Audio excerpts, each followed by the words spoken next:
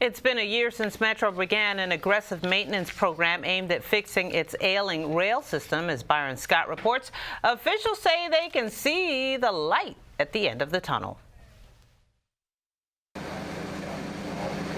This was the beginning of Safetrack. It's been a little inconvenience. I mean, I get to work 30 minutes later than what I normally get. It all started a year ago this month. If people have patience, everything will be right. I can tell you it went beyond our dreams. Today, WMATA officials announced that Safetrack is nearing the end of the line. So I think today is a good day to celebrate. We accomplished something we set out to do. Metro has hammered out 3 years of maintenance in one. 1/3 of the system's tracks were renewed, and we renewed a number of bad ties. We replaced 50,000 of those ties. Also important, which is I think not been focused on as much, is to reduce fire and smoke incidents. They're down 16%. As I've said before, we have now corrected the worst parts of Metro. We've saved the patient from dying, but the patient is still pretty sick. We have a lot more work to do. And while the surges are nearing the final station stop, there is one more to go. Which begins this Saturday, June 17th.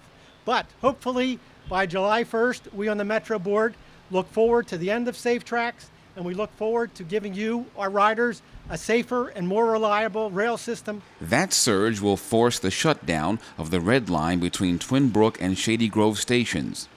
So let's make our last Safetracks Red Line surge painless as possible for county riders. Take advantage of the Metro parking lots and garages here at Twin Brook or further down at White Flint and Grosvenor.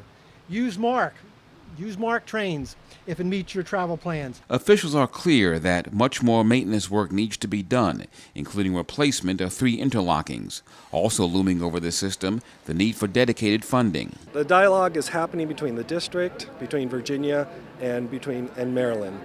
And while Safetrack is about to end, efforts will continue to keep the tracks safe. So as Safetrack ends on the 25th, we will begin the first ever preventive maintenance inspection program.